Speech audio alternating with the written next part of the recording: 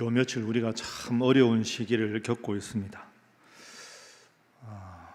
예배를 드리러 왔지만 이 나라를 위한 기도와 걱정이 저절로 나오는 그런 때입니다. 이런 일을 겪다 보면 인생의 행복이 어디 있는가? 잘 산다는 게 무엇일까? 나라가 안정된다는 게 무엇일까? 이런저런 생각을 하게 됩니다. 개인의 삶에도 고난이 있고 나라에도 어려움이 있습니다. 이럴 때 행복이라는 게 도대체 뭘까? 잘 산다는 게 뭘까? 잘 사는 나라, 잘 사는 개인, 잘 사는 성도, 이게 도대체 무슨 의미일까? 이런 생각을 하게 됩니다. 그래서 오늘은 고난과 행복에 대해서 말씀을 나누어 보겠습니다. 여러분, 행복하다 이런 말 우리가 많이 씁니다. 행복이 뭘까요? 어떻게 하면 우리가 행복할 수 있을까요? 행복이라는 단어를 모두가 좋아하는데 이 행복이라는 단어가 무슨 뜻이냐 하고 물으면 딱히 할 말이 생각이 나지 않습니다. 왜 그러냐? 행복의 기준이 사람마다 다 다르거든요. 어떤 사람은 가족과 함께 시간을 보내면 행복하다는 사람도 있고, 혼자 편안하게 지내야 행복하다는 사람도 있고, 모처럼 맞는 휴일이 되면 휴일은 집에서 쉬는 게 행복하다는 분도 있고, 무조건 휴일이면 집을 떠나서 가까운 곳이라도 여행을 가야 행복하다고 생각하는 사람도 있습니다. 그러니까 전부 행복을 원하긴 하지만 행복의 기준과 조건은 사람마다 다 다르지요. 행복이 뭘까? 행복은 사람마다 다 다르지만 여하간에 나름대로 잘 사는 것이 행복입니다. 잘 살아야 행복함을 느끼지 않습니까? 산다 하는 게 영어로 being이죠. 잘이라는 게 영어로 well입니다. 그러니까 잘 산다 하는 말을 그냥 영어로 쉽게 생각하면 well-being, 잘 사는 것, 사람마다 다르지만 잘 사는 게 행복입니다. well-being이 행복이지요. 그런데 우리가 well-being이라는 단어를 쓰면 그렇게 안 씁니다. 유기농 음식을 먹고 건강한 야채를 먹고, 그건 웰빙의 지극히 작은 거죠. 웰빙은 행복입니다. 행복이 뭐냐라고 물으면 제가 생각하기에 신체적으로, 정신적으로, 영적으로 잘 사는 것, 그것이 행복이다. 이렇게 정의할 수 있다고 생각합니다. 그래서 오늘 이 시간에는 이 어려운 시대, 어려운 시기를 맞이하면서 고난과 행복에 대해서, 그 행복에 대한 성경의 가르침을 한번 살펴보겠습니다. 첫 번째로 행복을 말하기 전에 우리 모두가 먼저 인정해야 될 것은 다들 힘들고 지친 삶을 살아간다는 겁니다. 여러분, 행복한 삶을 말하기 전에 행복하기가 어렵다 하는 걸 먼저 마음에 받아들여야, 문제를 정확하게 파악을 해야 해결책을 찾을 수 있죠. 모든 사람은 어렵고 힘든 삶을 살아간다. 나라도 힘들고 어려울 때가 있다 하는 걸 먼저 받아들이는 것부터 행복이 시작됩니다. 7남 3녀를 둔 행복한 가장이 있었습니다. 그 지역에서 제일 부자였고 하나님을 잘 섬기고 하나님이 큰 복을 주셔서 많은 것을 누리고 있는 그런 훌륭한 사람이었습니다. 그런데 그의 인생에 정말 상상할 수 없는 큰 충격이 다가왔습니다. 그 7남 3녀를 하루아침에 어처구니 없는 이유로 잃게 되었습니다. 7남 3녀를 하루아침에 잃었다. 그걸 겪었던 부모의 심정이 오죽하겠습니까? 그런데 거기다가 그 불행이 그걸로 그치지 않습니다. 그나마 건강하던 자신의 온몸에 악성 종기가 생기기 시작합니다. 할 수 있는 일이 하나도 없는 극심한 악성 종기였습니다. 자기가 할 수 있는 거라고는 종기난 가려운 온몸의 질그릇 조각으로 몸을 긁을 수밖에 없었습니다. 7남 3녀의 유복한 가장으로 수많은 가축들을 거느린 최고의 부자로, 그리고 건강한 몸으로 그 아름다운 모습은 오간데가 없고 이제는 제 위에 앉아서 고름과 피를 닦으며 몸을 벅벅 긁는 일 외에는 할 수 있는 일이 없었습니다. 곁에서 살펴보던 그의 아내도 미쳐가기 시작합니다. 갑작스런 자녀의 죽음 앞에 자신의 몸을 추스르기도 힘든데 살아가던 남편이 그 모양이 되었으니 그걸 도저히 견딜 수가 없었습니다. 어느 날 남편에게 이럴 때도 당신은 하나님을 믿냐고, 하나님을 저주하고 죽어라 하고는 악담을 퍼붓고 그의 아내는 떠나버렸습니다. 그의 옆에는 아무도 남지가 않았습니다. 이 소식을 들은 그의 친구 세 사람이 위로를 하러 왔습니다. 그런데 위로를 하러 온 세 명의 친구가 위로는커녕 내가 지금 당하는 이 모든 고난은 너 죄를 지어서 그렇다, 너 잘못했기 때문에 벌을 받는 거야 라고 윽박지르고 있습니다. 여러분 잘 아시죠? 제가 지금까지 말씀드린 것은 오늘 본문에 등장하는 욥에 대한 소개입니다. 여러분은 평소에 이 욥기를 읽으면서 어떤 생각을 하십니까?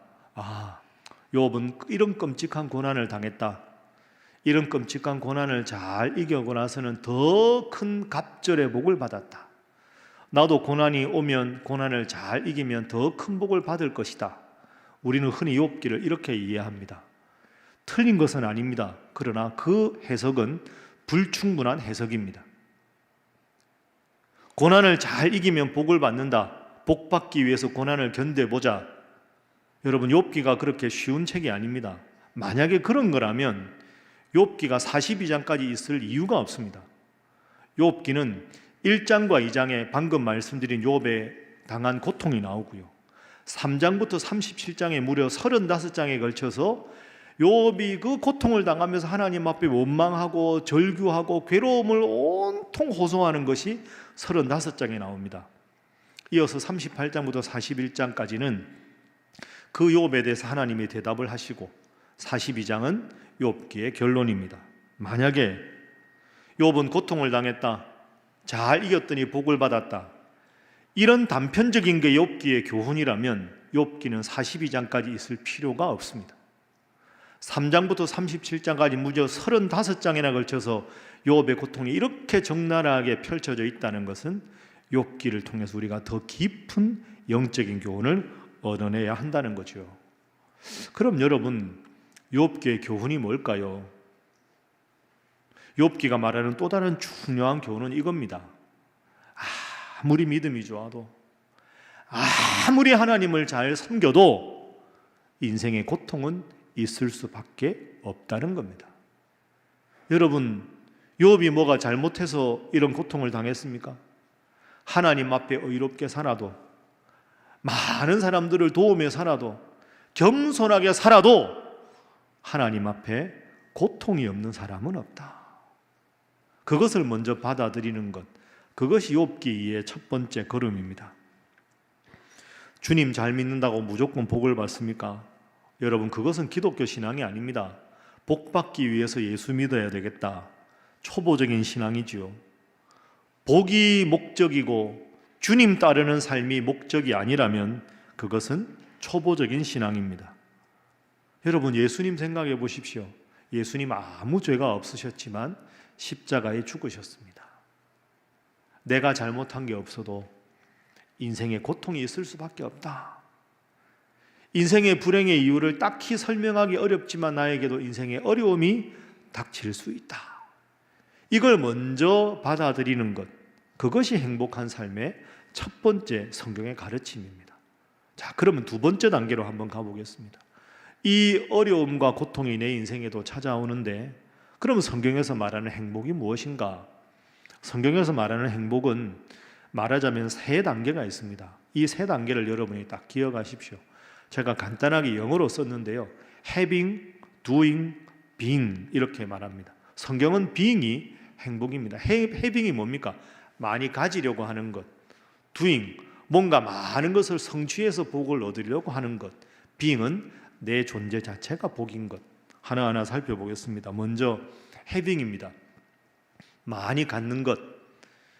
쉽게 말하면 더 많이 갖고 싶다, 내가 많이 가지면 행복해지겠지, 이렇게 생각하고 더 많은 것 가지려고, 돈 가지려고, 재산 많아지려고 노력하는 모습, 수많은 사람들이 이런 삶을 추구합니다.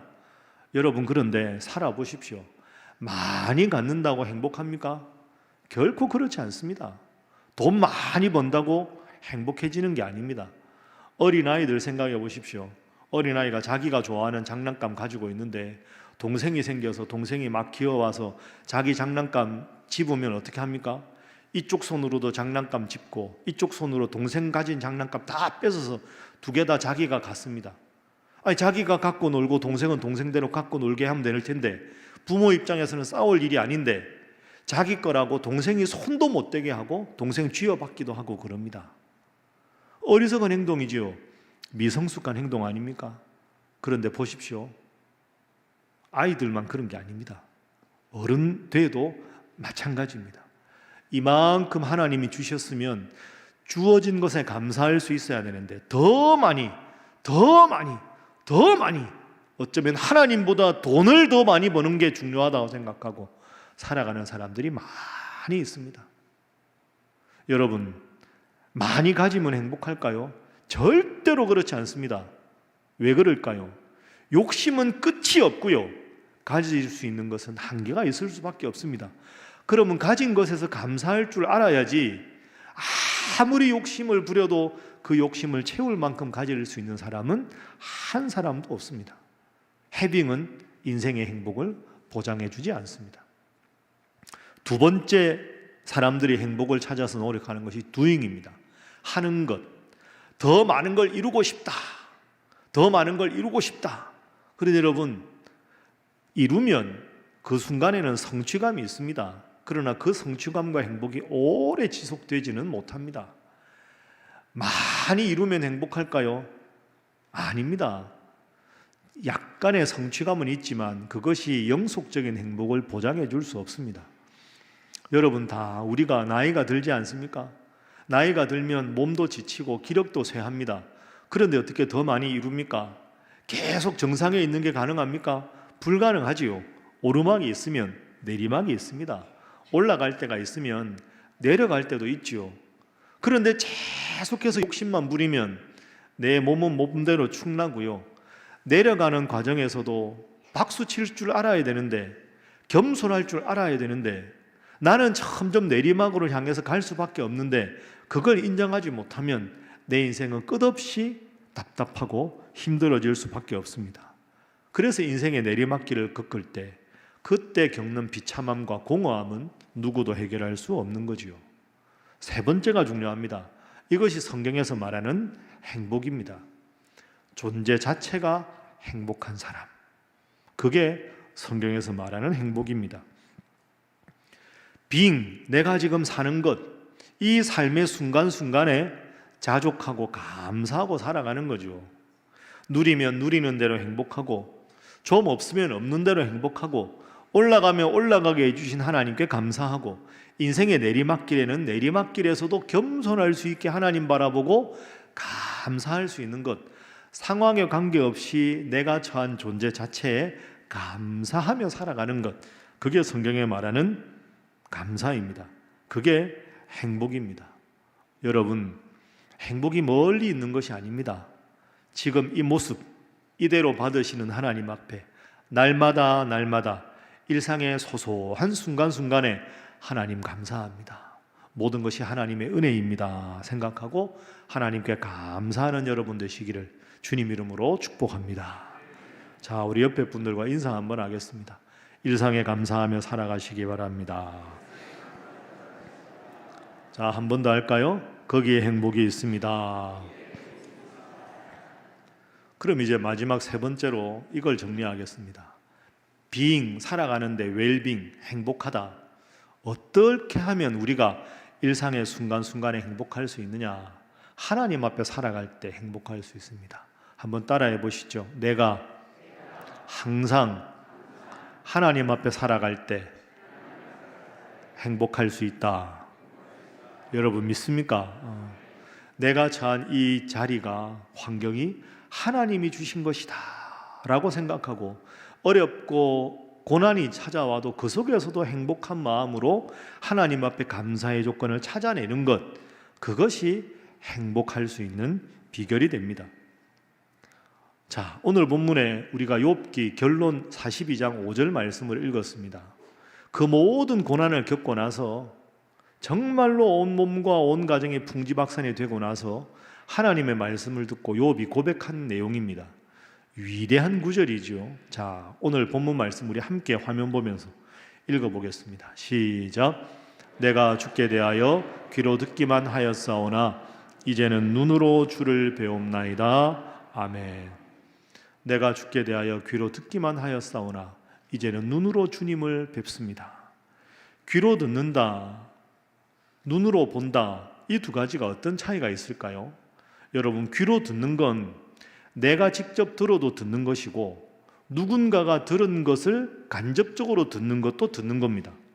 그러니까 귀로 듣는 건 직접적인 경험도 가능하지만 간접적인 경험도 가능합니다. 그런데 눈으로 봅니다라고 말하는 것은 내가 직접 경험해야만 눈으로 본다라고 말할 수가 있는 거죠. 눈으로 봅니다. 직접 경험합니다.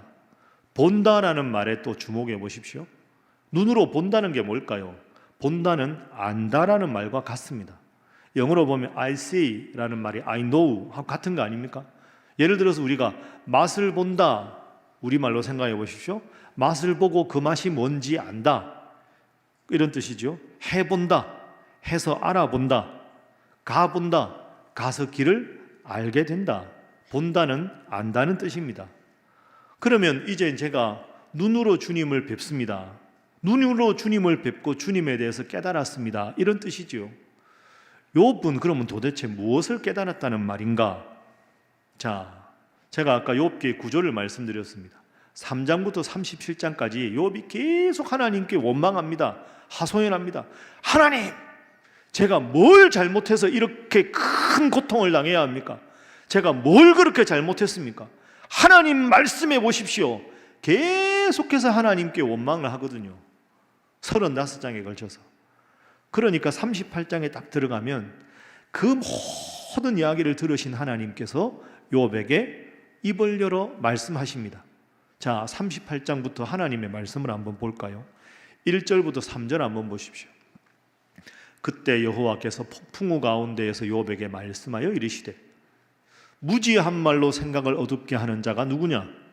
너는 대장부처럼 허리를 묶고 내가 내게 묻는 것을 대답할지니라 하고는 38장부터 41장까지 하나님께서 계속해서 욥에게 말씀을 하십니다. 시간 관계상 읽지 않겠지만 하나님의 대답은 이런 겁니다. 욥아, 너는 너의 관점에서 내가 하나님 잘 섬기는데 왜 내가 이런 어려움을 당해야 합니까? 하나님, 내가 이렇게 하나님께 부르짖는데 하나님 뭐 하십니까? 왜 저를 돌보지 않으십니까? 하나님 왜 나를 버리셨습니까? 이게 욥의 항변입니다. 35장에 걸쳐서. 하나님 대답은 이겁니다. 욥아, 내가 너를 버린 게 아니다. 내가 너를 무시하고 있는 게 아니다. 내가 고통당하고 있는 지금 이 순간에도 나는 지금 너와 함께한다. 너의 눈에 보이지 않는다고, 너의 시간 계획에 내가 대답하지 않는다고, 내가 너를 버렸다고 생각해서는 안 된다. 지금도 나는 너와 함께하고 있다. 이게 욥기에서 말하는 하나님입니다. 너의 눈에 내가 보이지 않는다고 내가 너를 외면한 게 아니다. 지금도 나는 너를 살펴보고 있다. 온 우주를 운행하면서 그 특별한 관심으로 너를 바라보고 있는데 왜 너는 너네 눈에 보이지 않는다고 나를 향해서 원망하고 있느냐? 여전히 너는 나의 가장 중요한 관심이다. 이게 하나님의 대답입니다. 옛날에 우리 어머니들이 일할 수밖에 없을 때, 여러분 제가 이 말씀 한번 드렸습니다. 어머니의 치마끈이라고. 옛날이죠. 옛날에 어머니들이 부엌에서 일도 하고 해야 되는데 아이가 낮잠 자고 있으면 낮잠 자고 일어나서 이래저래 걸어가야 되는데 부엌에도 일해야 되고 일할 게 많으니까 아이를 돌볼 시간이 없는 가난한 어머니가 어떻게 합니까? 이 치마끈을 길게 매가지고 아이의 무릎, 이 발목에다가 매고 허리춤에 이렇게 치마끈을 길게 연결해 놓습니다. 그리고는 계속 일을 합니다. 아이를 볼 수 있는 시간이 없으니까요. 그러면 낮잠 자던 아이가 깨서 어떻게 합니까? 이 방도 가고 저 방도 가고 뻘뻘 기어서 바둑이한테도 가고 이래저래 갑니다. 아이는 이렇게 저렇게 하다가 아이가 엄마 눈에 보이지 않게 저 집 뒤로도 갑니다. 엄마는 엄마대로 일을 하는데 아이가 그러다 보니까 엄마가 눈에 안 보입니다. 그러면 그때 아이가 울게 되지요. 그런데 그때 엄마의 관심은 아이에게 여전히 있습니다. 뭘로 알 수 있는가요? 치마끈이 연결되어 있거든요. 치마끈이 이렇게 저렇게 풀리다가 어느 순간 치마끈이 팽팽해지는 그 순간 엄마가 느낍니다. 이 아이가 멀리 갔구나. 그럼 치마끈을 잡고 가서 그 아이를 더 안아다가 다시 엄마가 잘 보이는 곳에 놀게 합니다. 아이 눈에 엄마가 보이지 않지만 엄마의 치마끈은 아이의 발목에 매여 있습니다. 매여 있는 한 아이가 위기 상황이 되면 여전히 항상 엄마는 그 아이에게 다가와서 덥석 안아줍니다. 아이의 눈에 엄마가 보이지 않아도 엄마의 관심은 아이에게 있는 거지요. 욥은 하나님의 음성을 듣습니다. 그리고 그 자리에서 하나님께 고백합니다. 하나님, 제가 잘못했습니다. 하나님은 여전히 나를 살펴보시는데 제 눈에 하나님이 잠시 안 보인다고 하나님을 원망했습니다. 오늘 본문 말씀에 3절부터 5절의 욥의 고백을 한번 보십시오. 무지한 말로 이치를 가리는 자가 누구입니까? 하나님, 저였습니다. 저는 깨닫지도 못할 일을 하나님께 말했고 스스로 알 수도 없고 헤아리기 어려운 말을 하나님께 했습니다. 4절, 내가 지금부터 부끄럽지만 다시 하나님께 말씀드리겠습니다. 내가 주님께 묻겠습니다. 주님, 내게 알게 해주십시오. 5절 말씀, 내가 주님께 대해서 나름대로 믿음 생활 잘한다고 생각했는데 지금까지 믿음 생활한 건 그저 간접적으로 들은 것, 귀에 들은 것에 불과했습니다. 고통 가운데 함께 하시는 하나님을 겪어보니 이제는 눈으로 주님을 뵙습니다. 이렇게 고백을 합니다. 내 눈에 하나님이 안 보여졌지만 하나님은 여전히 나를 살피고 계셨구나. 그 욥이 하나님 앞에 고백합니다. 주님, 제가 죄인입니다.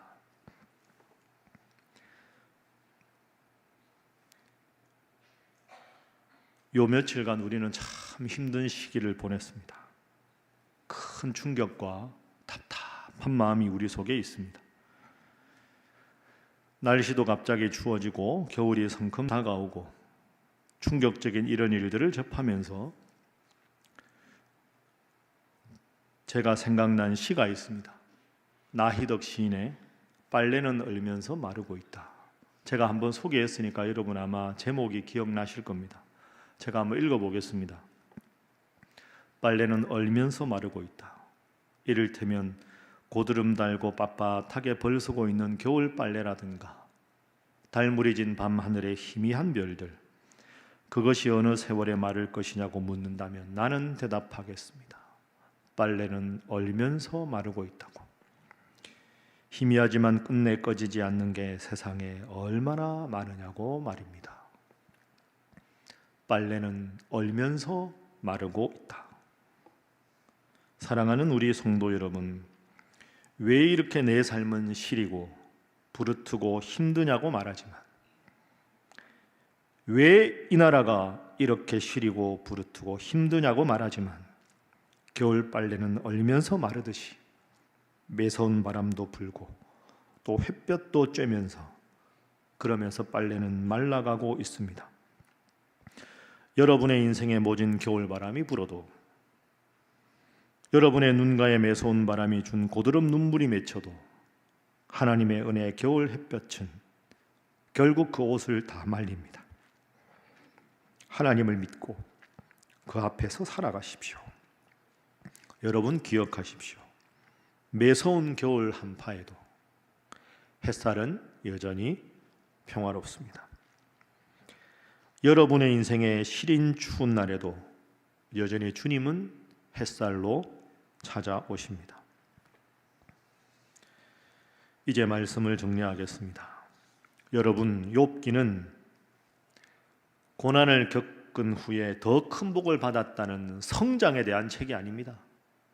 더 많은 것을 누렸다, 성장에 대한 책이 아닙니다. 성숙에 대한 책입니다. 눈으로 배움는 주님, 이제는 더 큰 고난이 와도 나의 관점에서 주님을 바라보고 원망할 것이 아니라 주님의 관점에서 나를 바라보고 귀로 듣는 주님이 아니라 눈으로 바라보는 주님으로 고백하겠습니다 하는 성숙의 이야기가 우리의 고백이 되어야 합니다. 오늘 요절 5절 말씀 여러분 다시 꼭 기억해 보십시오. 내가 주께 대하여 귀로 듣기만 하였사오나, 원문으로 보면 귀로 들었다라는 말이 과거형으로 나옵니다. 눈으로 주님을 뵙는 것 앞에는 이제는이 있습니다. 욥이 신앙이 좋다고 자부했는데 고난 이전에 생각했던 그 자신의 신앙은 부끄러웠습니다. 이제는 더 성숙한 안목으로 하나님을 사랑하게 되었습니다. 이것이 욥의 결론입니다.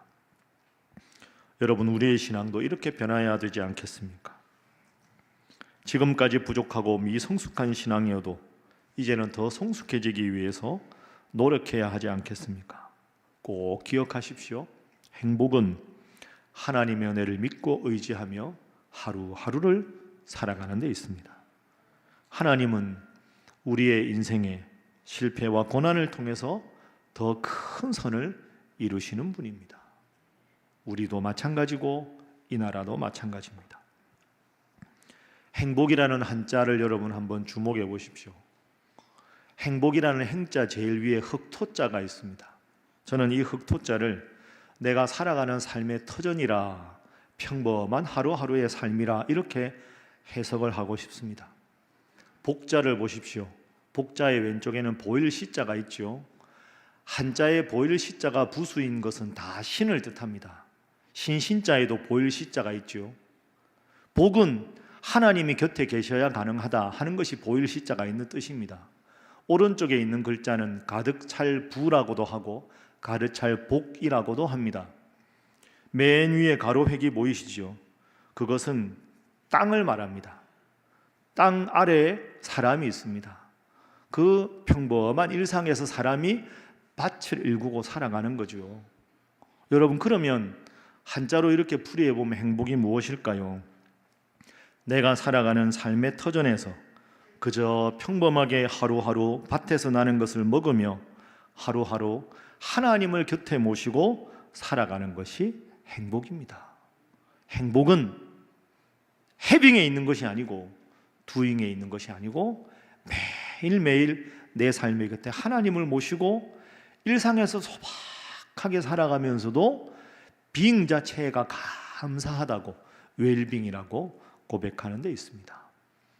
인류 최고의 지혜자라고 하는 솔로몬은 그의 전도서에서 이렇게 고백합니다.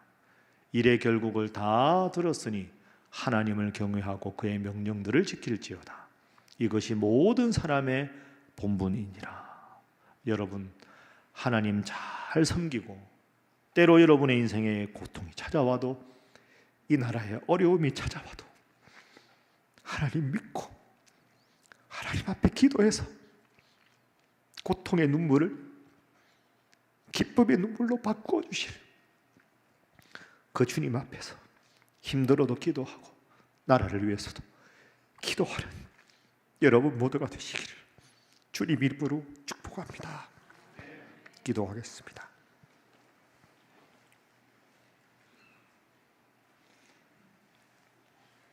사랑의 하나님, 저희들은 때로 살아가다가 어려움과 고난을 겪을 때마다 믿음이 약해지고 또 때로 하나님을 원망하며 살았습니다.